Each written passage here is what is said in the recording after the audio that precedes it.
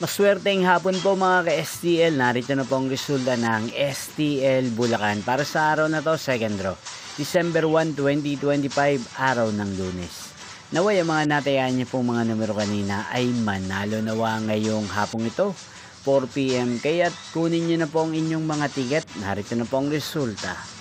Ang mga numerong nanalo sa STL Bulacan ngayong hapong ito, December 1, 2025, 4 PM, second draw result, 9 at 19 in exact order.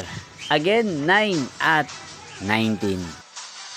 At ngayong hapong ito sa STL Bulacan, natin pong i-shoutout si Kuya Jano ng Bulacan. Shoutout po sa inyo Kuya Jano, sana po ay nasa maayos kayong kalagayan. At sa lahat po ng mga taga Bulacan, shoutout po sa inyo.